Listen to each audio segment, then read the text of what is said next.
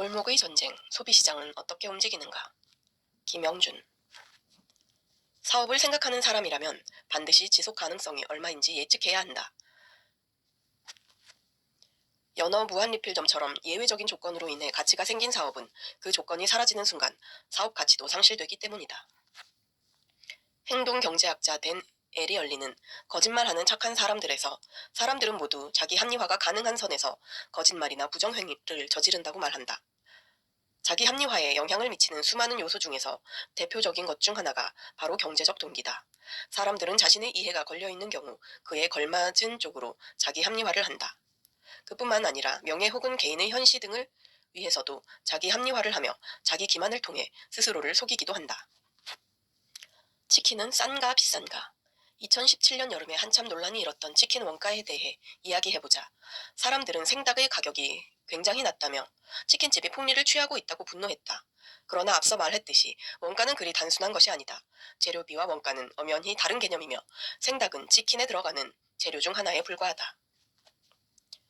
소비시장의 상품을 생산하기 위해서는 세 가지 요소를 투입해야 한다. 첫째, 생산에 필요한 원재료. 둘째, 생산에 필요한 노동력. 셋째, 상품을 생산하고 판매할 공간이다. 이 세 가지 중 하나라도 없으면 상품을 생산할 수 없다. 따라서 원가를 산정할 때는 원재료뿐만 아니라 인건비와 임대료의 변동도 고려해야 한다. 가격이 부담된다면 중저가 프랜차이즈의 치킨을 구매하면 된다. 소비자의 가격에 대한 가장 큰 저항은 구매하지 않는 것이다. 그런데 중저가라는 선택지가 있음에도 불구하고 내가 구매하고 싶으니 싸게 팔라고 요구하는 것은 다소 무리한, 앞뒤가 맞지 않는 행동에 가깝다. 수익 마진을 정하고 가격을 책정하는 것은 어디까지나 판매자의 권리이자 권한이고, 소비자는 소비를 거부하는 것으로 의사표시를 할 수 있기 때문이다. 수제는 단어의 뜻과는 달리 생산량이 기준임을 알 수 있다.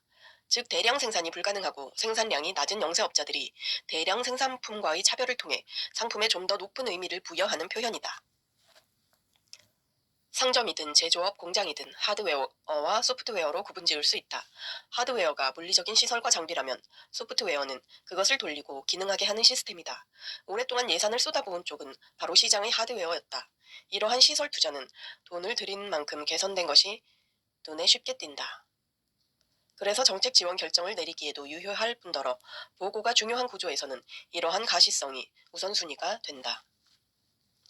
소형 업체는 대형 업체의 규모와 자본에 밀릴 수밖에 없기 때문에 그들이 할 수 없는 부분을 파고들어 경쟁력을 강화해야 하며 거기서 격차를 만들어야 한다.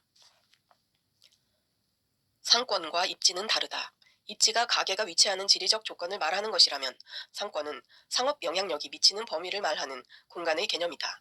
그래서 상권은 그 공간을 채우는 사람과 점포의 특성에 의해 다른 모습과 특성을 띠기 마련이며, 같은 상권의 동일 업종이라도 입지에 따라 매출과 수익이 서로 다르다.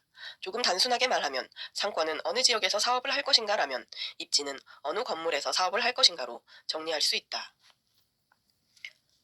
상권의 특성에 따라 다르지만 건물과 상권의 가치를 결정짓는 가장 큰 요소는 일반적으로 배후인구와 유동인구를 꼽는다. 배후인구는 상권에서 소비를 일으켜줄 잠재적인 소비 인구를 말한다. 아파트 상가라면 그 아파트의 거주 인구가 배후인구인 셈이다. 다소 정적인 배후인구와 달리 유동인구는 동적인 개념으로 사람들의 보행량에 초점을 둔다. 특히 유동인구가 만들어내는 보행량은 상업시설의 매출액에 영향을 준다. 보행량이 많은 곳은 매출액이 그만큼 더 높게 나오며 임대료 또한 높다. 그래서 일반적으로 유동인구가 많을수록 최고의 상권이자 입지로 여긴다. 가게를 걸어서 방문한 사람은 먹고 난 후 걸어서 그 자리를 뜬다. 그렇게 걷는 동안 도보라는 행동은 인근에 활기를 준다. 그러나 자동차로 서비스를 받는 드라이브스루 가게라면 방문자가 가게와 인근 공간에 머무르는 시간이 짧고 빠르게 이탈하기에 그 지역에 활기를 주지 못한다. 결국 자동차와 교통수단이 아무리 발전해도 지역에 활기를 주는 것은 걷는 사람이다. 도시계획의 고전이자 도시계획 역사상 가장 큰 영향을 미친 미국 대도시의 죽음과 삶에서 저자 제인 제이콥스는 거리와 걷는 사람들의 중요성에 대해 끊임없이 이야기한 바 있다. 또 유현준 교수도 도시는 무엇으로 사는가에서 사람들이 걷고 싶어하는 거리와 걷는 사람들이 만들어내는 활력에 대해 말했다. 보행자는 이처럼 도시와 지역의 활력을 만들어낸다는 점에서 그 어떤 것보다도 중요하다. 상가에서 제일 중요한 것 중 하나가 얼마나 많은 사람들에게 노출될 수 있느냐이다. 지나가는 사람들에게 노출도가 높은 1층은 주거 조건으로서는 나쁘지만 상가로서는 최적의 조건으로 뒤바뀐다. 용도만 바꾸고 상점의 목적에 맞게 내부를 고치면 제법 좋은 상가가 된다. 주거 환경으로 역시 나쁜 공간인 반지하도 상가로서는 차선책으로 등극한다. 상권은 사람들이 상점을 찾고 머무르고 걸어서 돌아다니면서 인기를 얻게 되므로 도보의 이동자를 더 많이 모으려면 대중교통과의 접근성이 필수적이다. 사람들은 2층에 있는 간판에 크게 주목하지 않고 계단을 올라가는 것을 상당히 번거로워하기 때문에 1층에 있는 것이 압도적으로 유리하다. 그런데 이런 곳은 임대료가 비싸다. 하지만 이들이 비싼 임대료에도 불구하고 그 위치에 있는 것은 수입 구조가 그것을 감당하기에 충분하기 때문이다. 골목 상권과 대로의 상가들을 가장 위협하는 존재는 복합 쇼핑몰이라기보다 인터넷, 모바일과 같은 온라인 쇼핑이다. 2014년에 개정된 상가건물임대차보호법은 권리금의 유형을 바닥권리금, 영업권리금, 시설권리금, 이익권리금으로 구분하고 있다. 그런데 각 권리금의 특성을 자세히 살펴보면 근거가 매우 희박할 뿐만 아니라 사회적으로도 바람직하지 못하다. 바닥권리금은 장소적 이익을 토대로 형성되는 것으로 최초의 상가 분양 시 임대인이 임차인으로부터 받는다. 그런데 사실 장소적 이익은 이미 임대료에 반영되는 사항이다.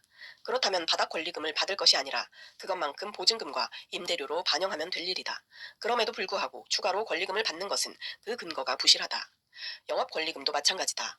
이것은 영업 노하우와 거래처 등의 가치에 대한 권리금이다. 영업권리금은 새 임차인이 기존 임차인이 운영하던 사업 자체를 인수하고 단골 고객과의 연결고리와 영업 비법을 전수받아야 인정된다. 기존 가게를 업고 업종이나 품목이 바뀌면 인정되지 않는다. 시설 권리금도 다를 바가 없다. 임차인이 기존 임차인이 투자한 시설과 설비를 인수하는 거래가 이루어져야 한다. 그러나 대개는 새 임차인이 설비를 인수하지 않고 철거하거나 중고시장에 판매하므로 시설 권리금 또한 근거가 희박하다. 이익 권리금은 허가권을 같이 거래하고 그에 대한 대가로 지불한다. 이 또한 기존 임차인과 새 임차인 간의 사업 연속성이 있을 때 수긍할 수 있는 권리금이다. 그런데 대부분의 경우 이와 관련이 없다. 권리금은 이처럼 존립 근거가 희박하다. 불과 몇 년 전까지 정부가 임차인들의 권리금을 보호해주지 않았던 것은 이것을 보호할 명분이 없었기 때문이다. 근거도 없이 관습적으로 임차인들끼리 주고받는 사적 거래금을 보호할 이유를 어떻게 찾는단 말인가. 상권은 누구의 것인가? 상권은 상가 건물로만 이루어지지 않는다. 건물과 그곳에서 영업하는 가게가 만들어내는 것이다. 즉 상권을 이루는 하드웨어가 건물이라면 소프트웨어는 가게라고 할 수 있다. 그렇다면 상권의 가치가 상승했을 때 그 과실은 누구의 것인가? 건물주만의 것인가? 과연 가게의 기여가 없다고 할 수 있을까? 영업권, 영업기간을 보호받지 못하던 과거에 사업주들은 항상 언제 내몰릴지 모른다는 불안 속에서 사업을 했다. 와중에 영업을 잘해서 사람들이 몰려오더라도 임차인은 보상을 받지 못했다. 그렇다면 임차인은 어떠한 방법을 취할 수 있을까? 그것이 바로 보상을 새 임차인으로부터 받는 권리금이다. 선진국들은 장기간의 임대차 보호기간과 임대료 인상 가이드라인 퇴거료 제도를 통해 임차 사업자들의 기여를 인정하는 한편 그들을 상권의 한 주체로서 인정하고 있다. 그러나 우리나라는 제도가 미비하기에 사업자가 스스로 기여 이익을 보장받기 위해 권리금을 주고받았다. 이것이 권리금이 근거가 희박함에도 불구하고 관행으로 자리 잡았던 이유라고 볼 수 있다. 준비 없는 창업이 매우 위험하다는 것은 익히 알려진 사실이다. 그것은 준비 없는 창업자 자신들도 알고 있다. 그런데 왜 그들은 그런 선택을 할까? 그것은 시간에 쫓겼기 때문이다. 시간에 쫓기면 비합리적이고 잘못된 결정을 내릴 확률이 높다. 뭐라도 시작해야 하는 상황에서 급하게 결정을 내리다 보니 준비가 턱없이 부족할 수밖에 없었던 것이다. 직장을 계속 다닌 창업가들이 실패할 확률은 직장을 그만둔 창업가들이 실패할 확률보다 33% 낮았다. 애덤 그랜트, 오리지널스